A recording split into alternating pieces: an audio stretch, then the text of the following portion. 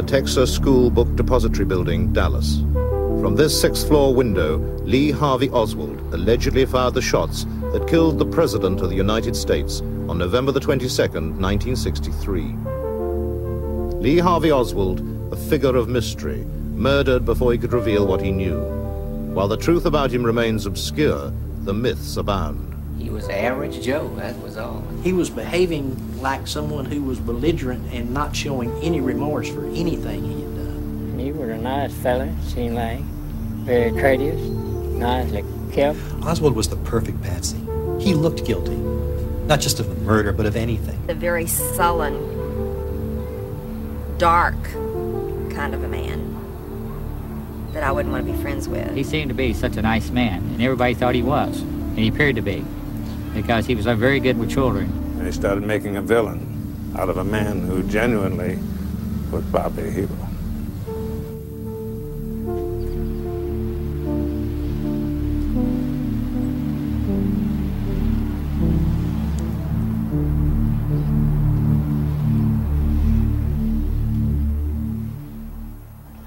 Lee Harvey Oswald is a question mark to history. The debate is often raised, was Lee Harvey Oswald alone as the assassin, or was he part of a conspiracy? The question is never raised, is it possible that he didn't do it at all? 6 weeks before the assassination, Oswald had taken a low-paid job as an order filler at the School Book Depository in downtown Dallas. Because of his impoverished circumstances, Oswald was living in the modest residential district of Oak Cliff, 4 miles out of town. Although married with 2 young daughters, weeknights were spent alone at this seedy rooming house at 1026 North Beckley, where Oswald had mysteriously registered under the name of O.H. Lee. Most weekends, however, he visited his Russian-born wife Marina and their baby daughters, who lived on the far side of town in the Irving district of Dallas. Unable to drive, he would hitch a lift with a fellow worker to this house, where his family lodged with the woman who had befriended them, a Quaker called Ruth Payne. The idea of his having shot the president skews what everyone thinks, it seems to me, and we forget how ordinary he was, or how he would play with his children and with mine at the house on weekends. And my main memory of him is of his watching the football games on Saturday and Sunday, and he enjoyed watching the games on the TV set. He seemed concerned about his little girls, very much so. Oswald loved being the family man. The colleague who drove him out to see them at weekends and lived only a few doors away witnessed that affection firsthand. Buell Wesley Frazier. He liked children very much. That's one of the things that I could get Lee to talk about. When Lee came home with me on Friday afternoon and rode back with me on Monday morning, I never saw him or did anything with him at that time, but evidently the children in the neighborhood, all of them at one time or other, seemed to find their way up to the Payne house where Lee lived to play with him and his daughter. On November the 21st, I was working at the Texas School Book Depository. Oswald came up to me and he asked if he could ride home with me, and I said sure. And then a little bit later I realized it wasn't Friday, and next time I saw him I said, well, today's not Friday, Lee.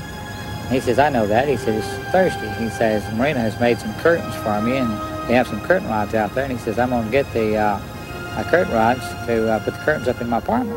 I said, okay. He had never come out without asking permission before, besides the fact that it was a weeknight. And he arrived, actually, I was out of the house when he arrived. I was grocery shopping. We bought a lot of groceries. And then he was there already, playing with his children on the front lawn when I arrived about 5:30. As we went by each other, I said very, very, very happy in Russian, our president is coming. And he just sort of brushed on by without saying anything or no really reaction, and in a way that was typical of him, so I gave it very little thought. He often didn't respond very much, but I think that evening he was especially quiet at dinner, and he went to bed very early. On the morning of the assassination, Oswald overslept. Leaving money and his wedding ring behind, he hurried down the street to secure his ride to work with Frazier. Under his arm, he carried a brown paper package. Did this contain the gun that killed the President of the United States? The first time I saw the package, it was on the back seat of my car, and I just glanced at it, And I asked, I said, "What's that, Lee?" And he said, "That's curtain rods." She said, "Remember I was going to bring them?" The length of the package that I saw that morning was roughly 2 foot long, give or take an inch or two. And it was made out of the same type of packing material that you would find in any company that packed materials for shipment. It's just the brown paper and the tape that you'd normally find. Nothing unusual.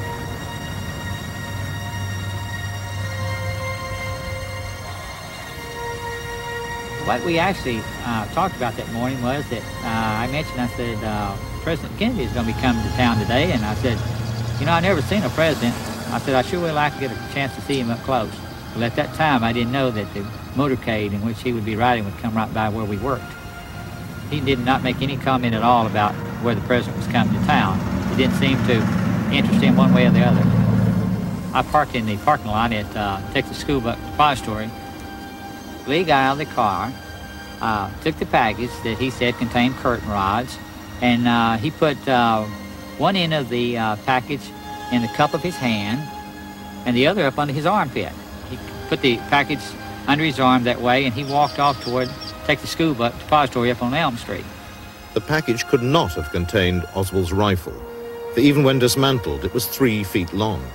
The Warren commissioners, who investigated the assassination, ignored Frazier's unswerving testimony, insisting the weapon had been smuggled into the depository in Oswald's brown paper parcel. Harold Norman, another of Oswald's co-workers, also found nothing unusual in his behavior that morning. I saw Oswald about 30 minutes, I'd say, before the motorcade was supposed to be coming through. And the reason why I remember seeing him is because he's an order filler and I'm a checker. So I have to check the orders and make sure that they go out correctly to where they're supposed to go. But meantime, after I seen him on the first floor, I didn't see him anymore. As far as eyewitnesses go, there was a woman named Carolyn Arnold who spoke to Oswald on the second floor moments before the shooting. Now, the motorcade was running 6 minutes late. Oswald, had he been up there, would have had no way of knowing this. He would have been up there on the 6th floor. He would have been waiting for at least 10 or 15 minutes in that so-called sniper's perch to shoot at President Kennedy as he either came toward the depository or as he went toward the triple underpass. One way or the other, he would have had to be up there at that time. He wouldn't be in the lunchroom on the 2nd floor. Now they're waving, and here comes Jackie waving by. And Mr. Kennedy. President's car is now turning onto Elm Street, and it will be only a matter of minutes before he arrives at the trademark. It appears as though something has happened in the motorcade route. Something, I repeat, has happened in the motorcade route. There's numerous people running up the hill alongside Elm Street. Stand by just a moment, please. Put me on, Phil. Put me on. The motorcade is coming by here. The presidential car coming up now. We know it's the presidential car. You can see Mrs. Kennedy's pink suit. There's a Secret Service man, spread eagle, over the top of the car. We understand Governor and Mrs. Connolly are in the car with President and Mrs. Kennedy. We can't see who has been hit, if anybody's been hit, but apparently something is wrong here. Something is terribly wrong. I'm in behind the motorcade, trying to follow them. It looks as though they're going to Parkland Hospital. And just now we've received reports here at Parkland that Governor Connolly was shot in the upper left chest, and the first unconfirmed reports say the president was hit in the head. That's an unconfirmed report that the president was hit in the head. A priest has been ordered. Emergency supplies of blood also being rushed to the hospital. Just a moment. We have a bulletin coming in. We now switch you directly to Parkland Hospital and KBOX News Director Bill Hampton. The President of the United States is dead. It's official. As of just a few moments ago, the President of the United States is dead. What I remember is being told that it was an oral report rather than a visual one, that the president had been shot. And then it was really quite a while later that we heard that he had died. And when I first heard that he'd been shot, I went and got a little votive candle and lit that. And Marina said, "Is that a way of praying?" And I said, "Yes, that's just sort of my way." We were both just very distressed, and at lunch sit on the table, neither interested in eating. As we followed the coverage, a little later on, life went on. We had children to take care of, and she was hanging out some laundry in the back line when I heard on the TV that the shots were thought to have been fired from the school book depository building.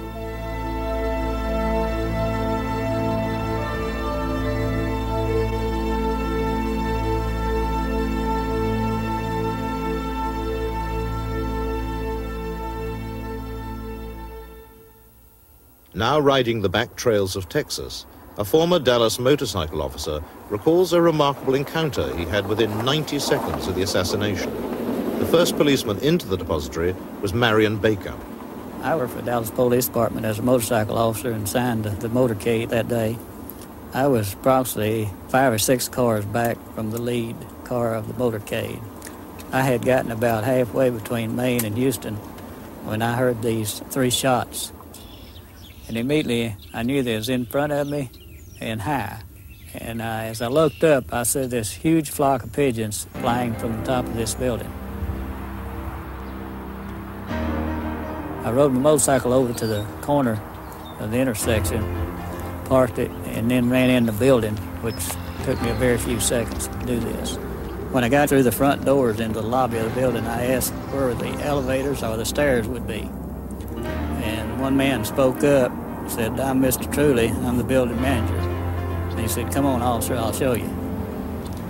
So he and I continued on to the back of the building and up some stairways at the back of the building to the 2nd floor.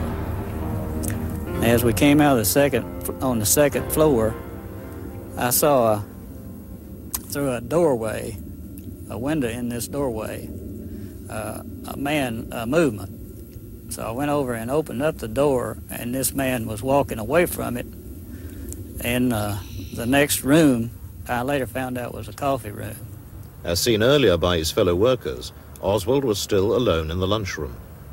I called to the man, and he turned around, and Mr. Truly was there beside me, and I asked him if he knew this man or if he worked there. He said, yes, he does. He was calm, ordinary, you know. He didn't look excited or anything like that. In order to fire the shots from the 6th floor, Oswald needed to squeeze his way out of the sniper's perch, pick his way between stacks of books to the far side of the building, hiding the gun en route, descend 4 flights of stairs to the lunchroom unobserved, and yet appear calm and unruffled in his encounter with Officer Baker, all within 90 seconds. Less than 15 minutes after the shooting, the police were broadcasting a wanted description that closely fitted Oswald. Who provided that description is not known, but it led to the immediate arrest of Oswald lookalikes, even in Fort Worth, 30 miles away. Attention all squad. The suspect in the shooting at Elm in Houston is reported to be an unknown white male, approximately 30, slender build, height 5 feet 10 inches, weight 165 pounds, reported to be armed with what is thought to be a .30 caliber rifle. Meanwhile, the real Oswald had made his way to a taxi rank a short distance from the depository, and after politely offering the first cab in line to another passenger, had asked to be driven to the street where he lived in Oak Cliff.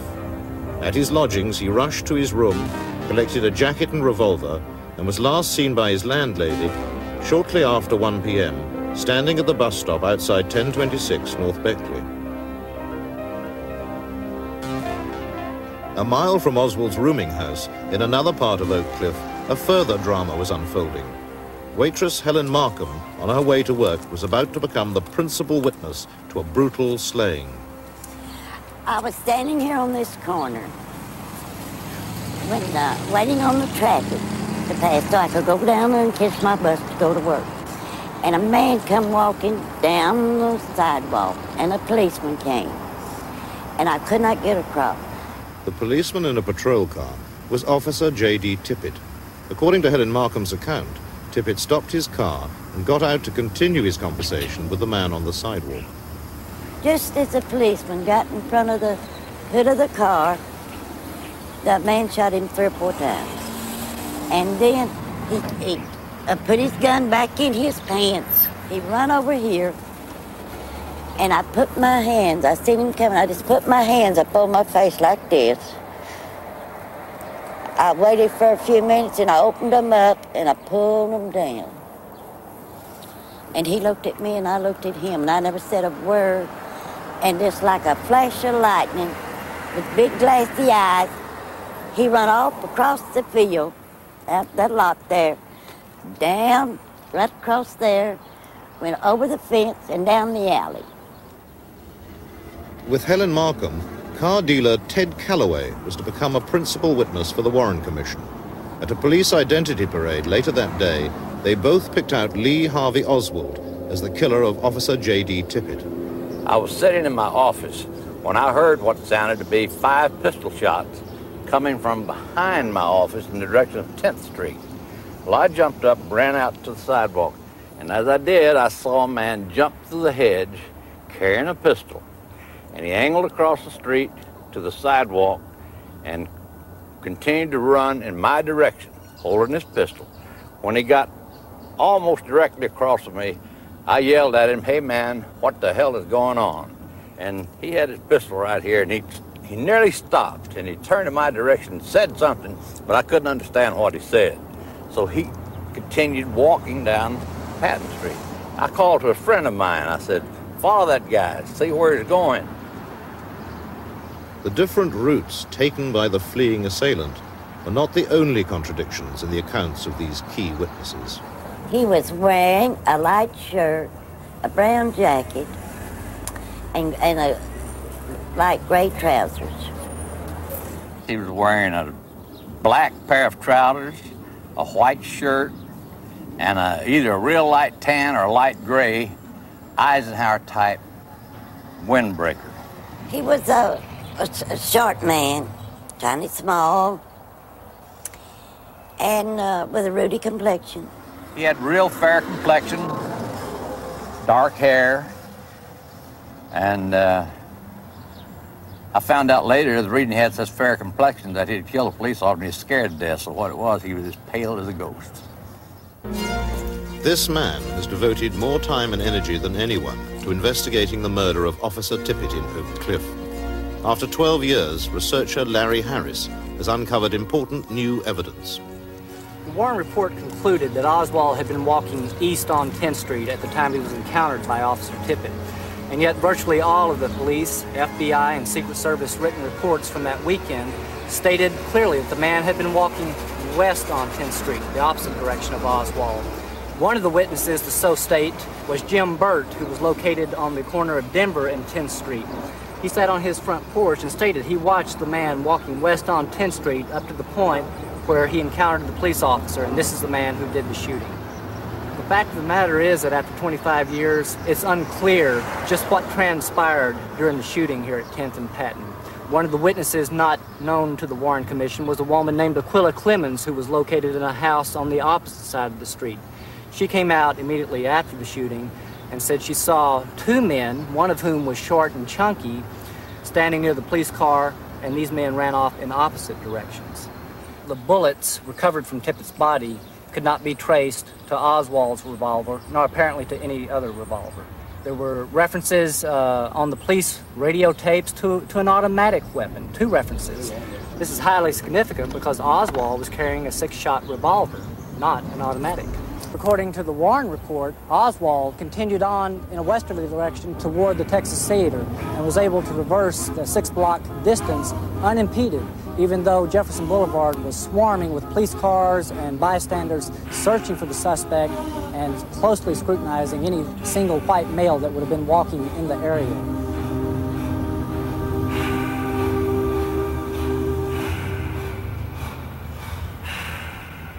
An agitated figure was seen to dodge into the Texas Theater without paying and disappear into the upstairs balcony. Butch Burroughs was the ticket collector on duty that day.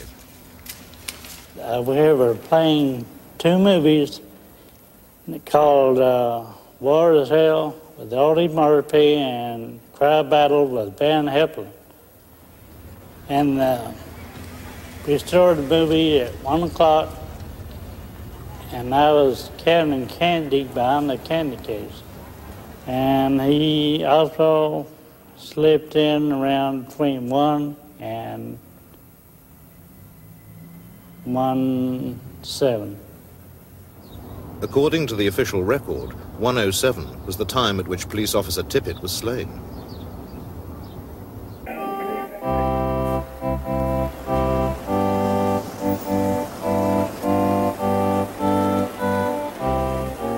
Tippit's police comrades gave him a hero's funeral with all the pomp and ceremony that the city of Dallas could provide.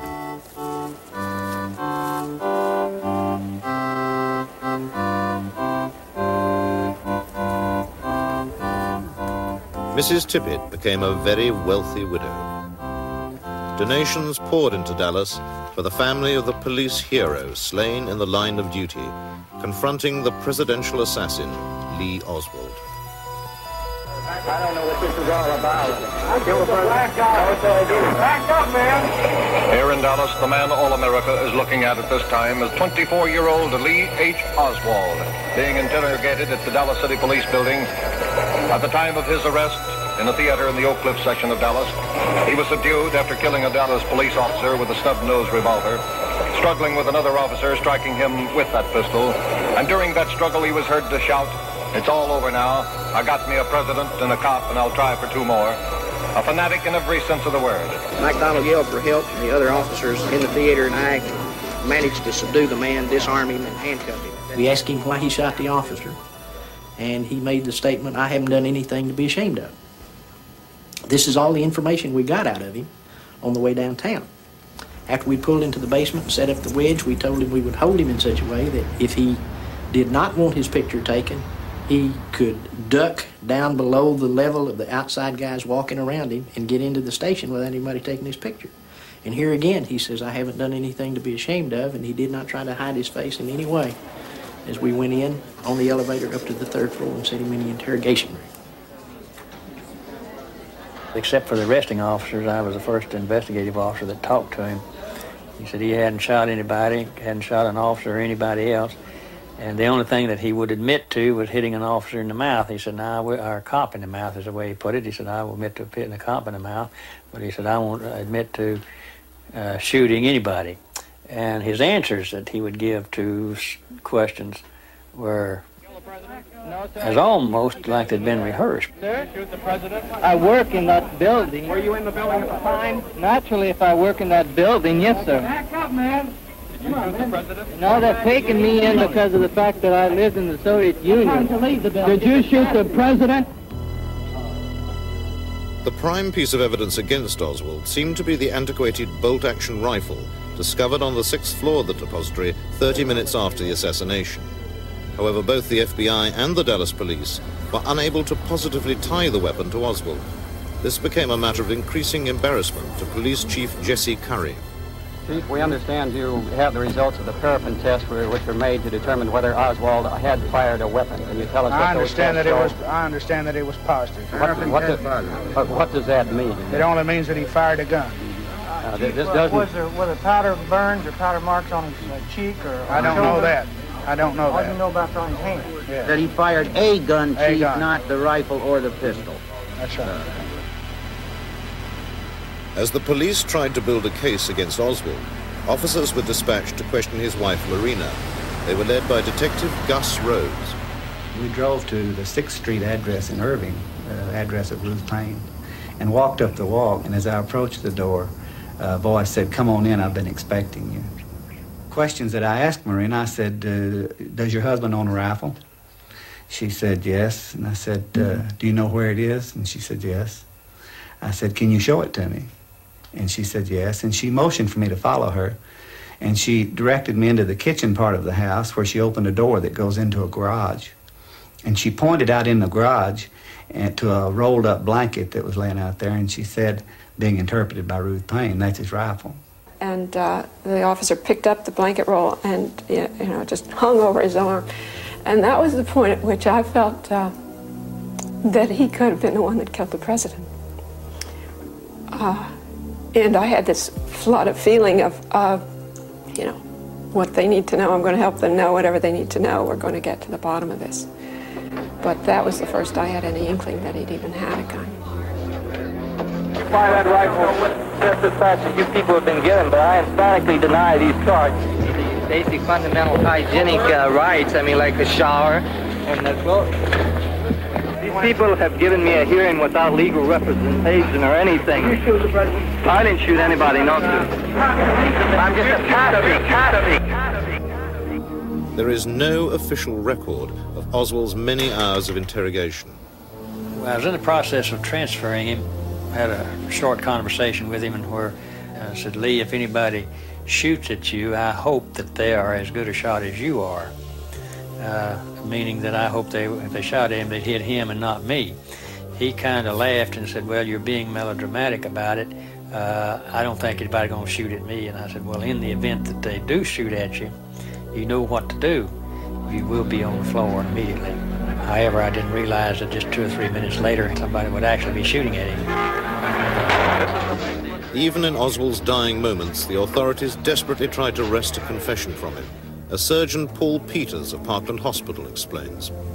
There were Secret Service men intermingled with the operating room personnel, as there were dozens of people in the operating suite at that time, and some were dressed in green clothes as the surgeons so as to be indistinguishable from operating room personnel. And since it was known by those in the operating room that he was under little or no anesthesia, 2 or 3 people shouted in his ear, "Did you do it? Did you do it?" Which led me as a layman to speculate that perhaps a full-fledged confession might not yet have been obtained from Mr. Oswald. Determined efforts by the Dallas police and the FBI in Washington had still failed to tie the prized rifle to Oswald. However, a smudged palm print was discovered on the weapon hours after a mysterious visit to the funeral home where Oswald's body had been taken by mortician Paul Grudy. I had gotten to the funeral home with his body something in the neighborhood of 11 o'clock at night, and it is a several-hour procedure to prepare the remains. And after this time, someplace in the early morning, agents came. Now, I say agents because I'm not familiar at the moment with whether they were Secret Service or FBI or what they were, but agents did come, and when they did come, they fingerprinted, and the only reason that we knew they did, they were carrying a satchel and the equipment and asked us if they might have the preparation room to themselves. And after it was all over, we found ink on Lee Harvey's hands showing that they had fingerprinted him and palm printed him. We had to take that ink back off in order to prepare him for burial and to eliminate that ink. When we removed the casket from the little chapel, there wasn't any way that the help and I could handle it. Since there were only 2 of us, we decided the best thing to do. I solicited the newsmen that were there, and I asked them, would you mind helping me? And they volunteered and came over and carried the remains, the casket, to the coach, and then from the coach to the tent after I drove over to the gravesite. There were enough policemen there, one behind every tombstone, because they just didn't know what was going to be the next thing to happen. When the minister was through with a few brief words, the family then was given the privilege of, as in the business we call it the last leave, they had the opportunity to look at the body of Lee Harvey for a brief moment. And Marina, the wife, got up and patted his body and caressed him. Then she reached down and took a ring off of her finger, and actually it was 2 rings, and tried to place it on Lee Harvey's fingers, because this was the ring that was their wedding band, and I helped her because she was shaking and very nervous. Marina took a handful of dirt and made the sign of a cross on that grave. And then the family departed and went back to protective custody. But the man given such a simple burial in Rose Hill Cemetery was far more complex than portrayed by history. Well, Oswald was a pretty interesting fellow. He's not nearly the one-dimensional character that the Warren Commission has painted him to be. He was in the Marine Corps and did very well. He had a high security clearance. He was stationed over at Sugi. He was a radar operator. In fact, he was one of the guys that would track the U-2 flights over Russia. So it's not like he was the perennial loser that we tend to have this image of him now.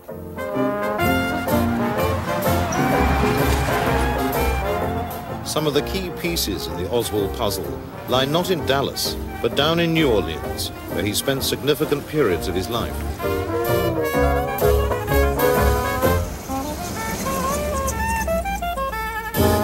In an unbroadcast interview with a local radio and television station only months before the assassination, Oswald spoke about his life. I was born in New Orleans in 1939. For a short length of time during my childhood, I lived in Texas and in New York. During my junior high school days, I attended Beauregard Junior High School. I attended that school for 2 years. Then I went to Warren Eastern High School, and I attended that school for over a year. Then my family and I moved to Texas, and I continued my schooling there. Then I entered the United States Marine Corps in 1956. I spent 3 years in the United States Marine Corps, starting out as a private, working my way up through the ranks to the position of buck sergeant, and I served honorably, having been discharged. He had an honorable discharge, and then just a few weeks later wound up in Russia saying that he was going to renounce his American citizenship. And it's interesting that after he had supposedly said that, he was given a dishonorable discharge from the Marine Corps. It's fascinating that when he did go over to Russia and was introduced to the woman who later became his wife, his Russian was so good that she thought he was a Russian. So we suspect that he was trained. And it is known that the military in this country had training programs for defectors, and we suspect Oswald was in that program. We don't know it, but we suspect it. A glimpse into his true role in Russia may have been revealed by the hesitant way in which he described his relationship with the American embassy there. I worked in Russia. I was under the protection of that is to say, I was not under the protection of the American government, but that is, I was at all times considered an American citizen. At no time, as I say, did I renounce my citizenship or attempt to renounce my citizenship, and at no time was I out of contact or with the American embassy. It's quite possible that his mission in Russia was sponsored by the U.S. State Department, which did participate in some fake defector programs back in those days. It's entirely possible, and it certainly would fit with the kind of person we think Lee Harvey Oswald was. One person with no illusions about Oswald's role launched his own investigation into the Kennedy assassination in 1967. The former district attorney of New Orleans, Judge Jim Garrison. He was employed by the Central Intelligence Agency, and he was obviously drawn into a scapegoat situation and made to believe ultimately that he was penetrating the assassination.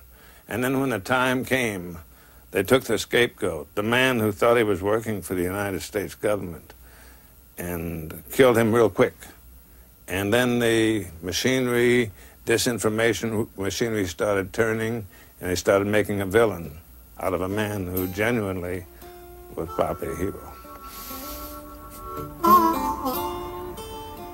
6 months before the assassination, Oswald had taken a mundane job with the Riley Coffee Company, but it seems his real activities were centered a few blocks away. From a small office on the corner of Lafayette and Camp Street, Oswald managed a local chapter of the pro-Castro Fair Play for Cuba Committee. Operating from an adjoining office was a sinister figure named Guy Bannister. About Guy Bannister, it's difficult to say much about him because he always stood in the shadows and pushed someone else to the front. He was a strongly disciplined man, perhaps the outgrowth of his many years as a special agent in charge of the Chicago office of the FBI. But he was a key man in the assassination. And that's clear from the fact that Oswald's sheep dipping, his being portrayed as a communist, was done out of Guy Bannister's office. So he was sheep dipped for months as a communist by given literature. Lee, hand this out today. This is your assignment. I came across the fact that Oswald, a private in the Marines, had taken a Russian examination. And I knew that privates did not take Russian examinations unless they were connected with intelligence. So that caused me to be curious about 544 Camp, which was the address stamped on one circular that they gave out one time before, obviously, Bannister told him, Lee, no more addresses. It turned out that was a side address of Guy Bannister's private detective agency. Well, I went down there to look at it, and I found myself not merely outside of Guy Bannister's office, but across the street from Naval Intelligence, across the street from Secret Service. Around the corner was the Crescent City garage, the garage for the intelligence community. And then 2 doors away, the Riley Coffee Company. I used to be in the FBI. I knew people in Naval Intelligence, and they were either across the street, around the corner. The whole intelligence community was there, and right in the middle of it was Guy Bannister, having Oswald Sheep dipped as a communist. You're a Marxist? Well, I have studied Marxist philosophy, yes, sir, and also other philosophers. But are you a Marxist? I think you did admit on an earlier radio interview that you consider yourself a Marxist. Well, I would very definitely say that I am a Marxist. That is correct. But that does not mean, however, that I'm a communist. What is the difference between the two? Well, there's a great deal of difference. Several American parties in several countries are based on Marxism, such as Ghana. Certain countries have characteristics of a socialist system, such as Great Britain with its socialized medicine. These, then, are the differences between an outright communist country and countries which adhere to leftist or Marxist principles. In your work with the Fair Play for Cuba Committee, what are you advocating? We advocate restoration of diplomatic, trade, and tourist relations with Cuba. Most lunchtimes, Oswald would leave work and stroll down Magazine Street to the Crescent City garage, where government agents parked their cars and had them serviced. One such agent was observed contacting Oswald by the owner of the garage, Adrian Alba. During his lunch break, Oswald often sat in this office, browsing through gun magazines and chatting to Mr. Alba, who was also a keen rifleman. Oswald showed particular interest in how to go about ordering guns through the mail. The authorities tried to tie Oswald to the ordering of the assassination weapon by a coupon allegedly found amongst his possessions, torn from a June issue of one of Alba's gun magazines. Oswald, however, had ordered his rifle from a February issue of the magazine. When the president ends up being assassinated and the scapegoat grabbed by the federal government and killed before anything can be done to help him, turns out to be the man that Guy Bannister has been the tutor of all the time, you have to conclude that Guy Bannister was a key man in the assassination and possibly the most important man that we encountered in our whole investigation. But he's been dead so many years, it's a little hard to question.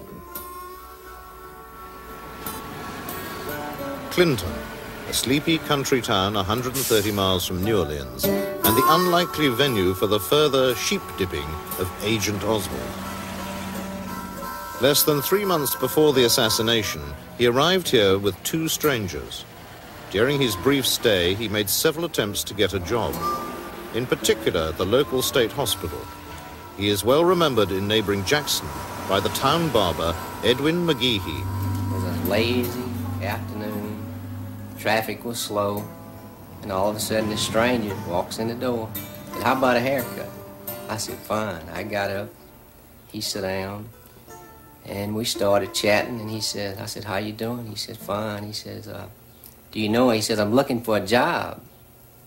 And he says, "Do you know anything about it? You know any place where I can get a job?" I said, "The only place we have is East Louisiana State Hospital." But I said, "Do you know anybody can help you get on?" And he says, "I don't know of anybody." He says, "I'm from New Orleans," and he said, "I don't know anybody could help me." Well, I said, "I can direct you to our representative, Mr. Reeves Morgan's house." And he jumped when I said it was a mental institution. He just jumped like that. And he says, "Do they have all kind of jobs there, like electricians?" He said things like you say would make you remember him. That was my distinct impression. And he just didn't need a haircut. I don't know what he was up to. Oswald could not drive, but nonetheless he took to the back lanes and found his way to the remote homestead of the local state representative, Reeves Morgan. Well, I was in the house there burning some trash out of the fireplace that had accumulated, and I heard a knock on the door. I got up, and there was a young fella. And I invited him in, and he said he wanted a job over at the hospital. He understood they had a vacancy over there in the electrical department. He seemed like a nice young fella, about like the average fella, or maybe better than some of them. I went to lunch on the day of the assassination around at my mother-in-law's house. She invited us, my wife and I, to eat. And his picture was flashed on the TV. And I said, my goodness, I said, I know that fella from somewhere. I said, that's the same guy that was here. And Lee Harvey Oswald, he said, he introduced himself as Oswald, Lee Oswald, he said. And I called the FBI man down there, and he said he knew he'd been up here already, and that's the last I ever heard of them. And I said, surely they'll be by, you know. And I kept looking for them. They never did come by. And I thought that was strange. The reason why they wanted to get Lee Oswald into the Jackson State Mental Hospital was so that with a change of a document or two and picking up a doctor or two to testify for the government, they could make him appear to be insane. He was utterly sane, just as he was absolutely non-communist. But in the sheep-dipping program that was underway, it was important to try and make him appear to be crazy.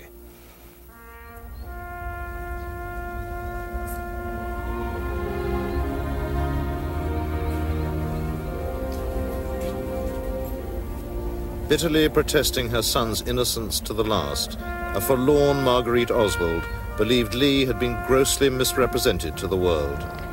Lee Harvey Oswald, my son, even after his death, has done more for his country than any other living human being.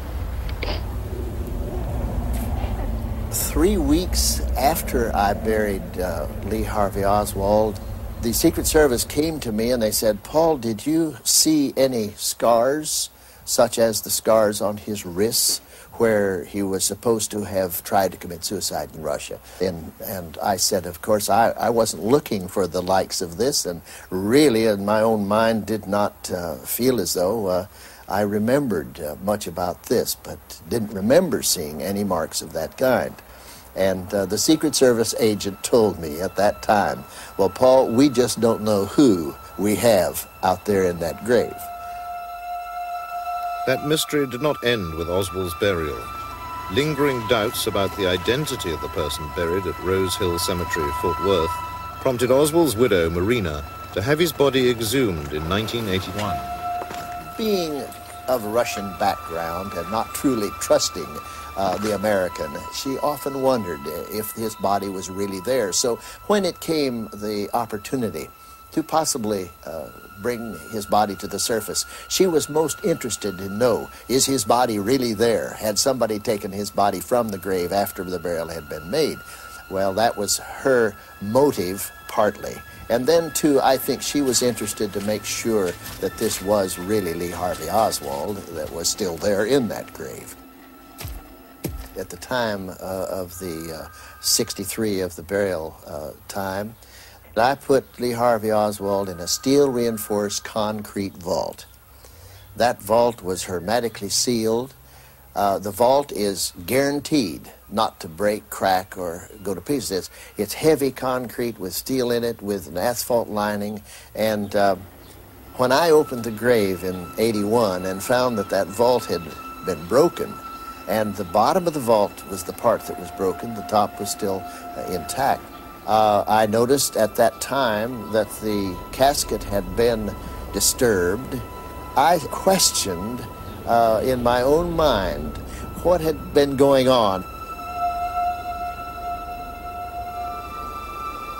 When I opened that casket the first time, I sent my wife, Virginia, to Marina to tell her, yes, there is a body in that grave, because that was her concern.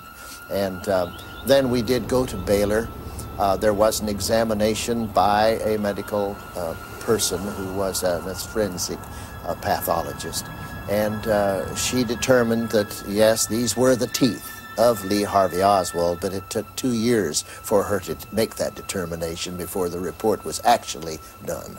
The findings of the team are as follows. We independently and as a team have concluded beyond any doubt, and I mean beyond any doubt, that the individual buried under the name of Lee Harvey Oswald in Rose Hill Cemetery is, in fact, Lee Harvey Oswald. At this point in time, we hope that this puts the matter to rest without any further speculation being raised as to the identity of the individual at Rose Hill. Oswald's dental record was used to confirm the identity of the exhumed body. But once again, the official version does not tell the whole story. Paul Grudy, an experienced mortician, made one vital observation that confounds their findings. He speaks about it here for the first time. Of course, I was the one that had to handle the body in the morgue at Baylor.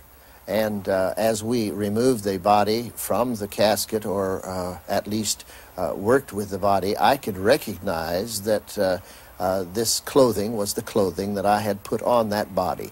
And yet, when I saw the head of this body, and it was removed from the casket and removed from the body in order that they might x-ray it and take pictures, I could see that there was no autopsy on that head.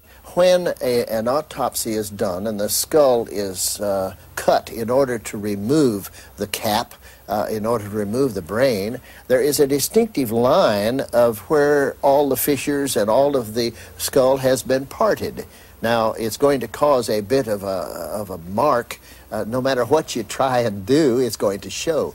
And knowing that I handled the body originally, and there was an autopsy on that head, and now to see that there was no autopsy on the head, made it in my mind pretty clear that something had transpired that had caused this. And I feel as though someone had gone to the cemetery, off hours, had taken the head of Lee Harvey Oswald that now was dead.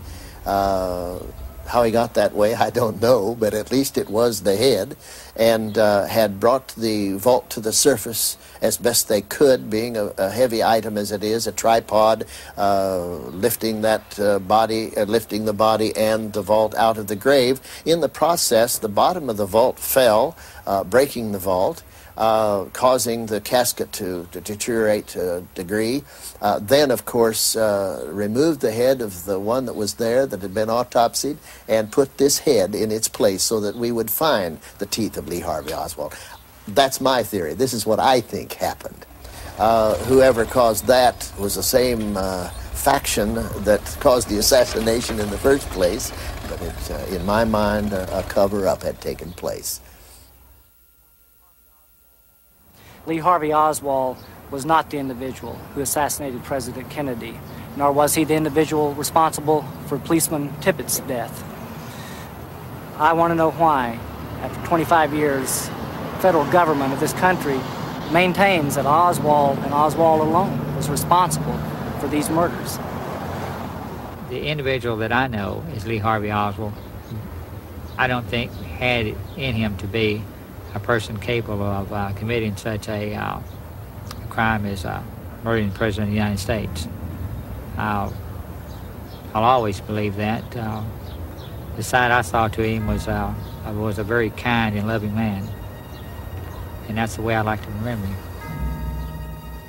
Lee Oswald was totally, unequivocally, completely innocent of the assassination. And the fact that history, or in the rewriting of history, and disinformation has made a villain out of this young man who wanted nothing more than to be a fine Marine, is in some ways the greatest injustice of all.